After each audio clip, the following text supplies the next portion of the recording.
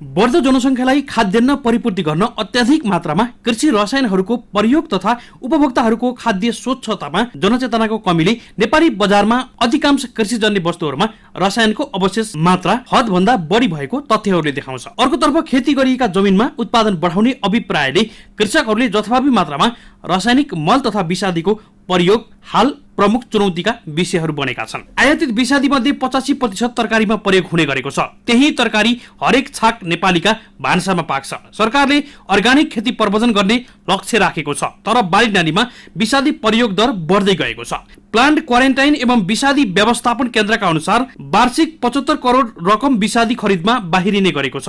वार्षिक 635 टन कीटनाशक विषादी आयात हुने गरेको छ। विषादीको प्रयोगको अवस्थाबारे प्लान्ट क्वारेन्टाइन एवं विषादी व्यवस्थापन केन्द्रको प्रतिवेदनमा उल्लेख रहेको छ। कृषि तथा पशुपन्छी विकास मन्त्रालय अन्तर्गतको केन्द्रले 2 वर्ष लगाएर अध्ययन गरेको थियो। अध्ययन अनुसार बाली नालीमा प्रति हेक्टर 396 ग्राम विषादी प्रयोग हुन्छ। तरकारीमा प्रति हेक्टर 1605 ग्राम विषादी प्रयोग हुन्छ। कुल विषादीको 85% प्रयोग हुने गरेको केन्द्रका सूचना अधिकारी तथा वरिष्ठ बाली संरक्षण अधिकृत रामकृष्ण सुवेदीले बताए। सरकारले पोषण सुरक्षा र खाद्य स्वच्छन्दता घातक विषादी मुक्त कृषिको आवश्यकता भन्ने नारा सहित हरेक वर्ष विषादी प्रयोग मुक्त सप्ताह गरी मनाइ पनि रहेको छ। कृषि उत्पादन र उत्पादकत्व वृद्धि अनिवार्य गर्नुपर्ने भन्दै यस्ता कार्यक्रमहरू हरेक वर्ष मनाइदै आएको छ। सरकारले अर्गानिक खेती प्रवर्धन गर्ने लक्ष्य लिए पनि बाली नालीमा विषादी प्रयोग भने घटेको छैन, झन बढ्दो क्रममा रहेको छ। विषादी प्रयोग गर्नेलाई दण्ड सजायको व्यवस्था छैन, तर केन्द्रले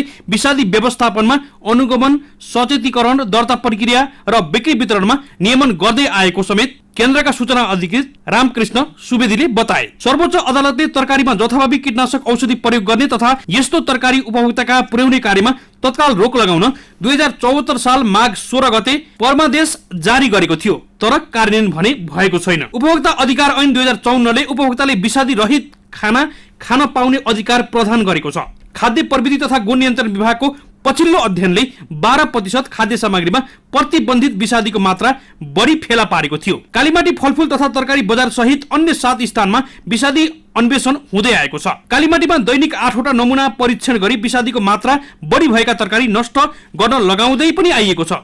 यद्यपि यसको पनि पुरै कार्यान्वयन भएको छैन भन्ने जानकारी हामीलाई प्राप्त भएको छ। खाद्य वस्तुमा विषादीको मात्रा नाप्ने निषेध दर 45% भन्दा बढी भएका तरकारीलाई अखाद्य, 35 देखि 45% भएकालाई निश्चित अवधि राखेर मात्र खान मिल्ने र 35% भन्दा कम भएकालाई मात्र सहज खान मिल्ने भनी वर्गीकरण गरिएको छ। तत्कालीन बाली संरक्षण निर्देशालय अन्तर्गतको विषादी पञ्जीकरण तथा व्यवस्थापन शाखामा 2275 वटा व्यापारिक नाम भएका 132 थरीका विषादी दर्ता गरिएका छन्। तिनमा 51 थरीका कीटनाशक विषादी छन्। सबभन्दा बढी कीटनाशक र ढुसीनाशक विषादीको प्रयोग हुने गरेको छ। सरकारले 16 थरीका विषादीलाई प्रतिबन्धित सूचीमा समेत राखिसकेको छ। थप 5 घातक विषादीमाथि प्रतिबन्ध लगाउने तयारी पनि छ।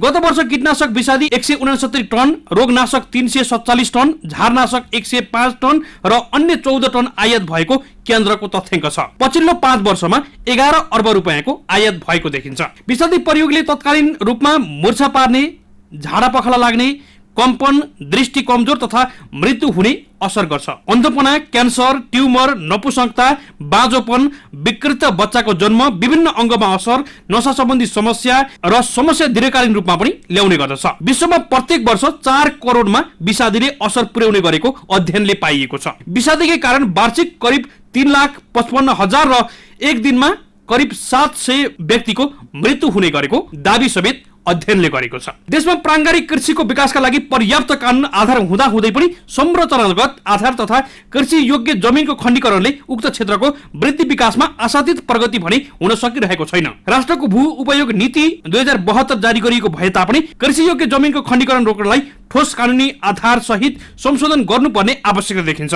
नेपालको ग्रामीण भूभाग जहाँ कृषकहरूले रासायनिक मल तथा विषादी अत्यन्त कम वा प्रयोग नै नगरी कृषि वस्तु उत्पादन गरिरहेको अवस्था छ, जुन स्वतः प्राङ्गारिक वस्तु हुन्, ती भूभागहरूमा सहभागितामूलक गुणस्तरीय निर्धारण प्रणाली अर्थात् पीजीएस मार्फत तुरन्त प्रमाणीकरण गरी सरकारबाट अर्गानिक मार्क प्रदान गरिनुपर्छ। प्राङ्गारिक कृषिमा रासायनिक मल तथा विषादीहरूको प्रयोग स्वीकार्य छैन। मानव क्रियाकलाप तथा जलवायु परिवर्तनको कारण विभिन्न इन्भ्याजिभ तथा नेटिभ रोग, किरा तथा झारहरूबाट बालीहरूमा दिनानुदिन खतरा बढ्दै गएको अनुसन्धानबाट पुष्टि भइसकेको छ। यस अवस्थामा बाली बिरुवाका रोग, किरा तथा झारपात नियन्त्रणका लागि दिगो तथा प्रभावकारी नियन्त्रण अति आवश्यक छ। जैविक विधिबाट बाली बिरुवाका रोग, किरा तथा झारपात नियन्त्रण सबैभन्दा दिगो एवं प्रभावकारी रहेको कुरा समेत अनुसन्धानले प्रश्न बताइसकेको छ। तसर्थ हरेक प्रदेशहरूमा सरकारी निजी साझेदारीहरूमा कम्तीमा एक-एकवटा जैविक विषादी उत्पादन कारखानाहरू तत्काल स्थापनाका लागि कृषि तथा पशुपन्छी विकास मन्त्रालयबाट पहल भएमा आगामी दिनहरूमा प्राङ्गारिक कृषिका लागि अनुकूल वातावरण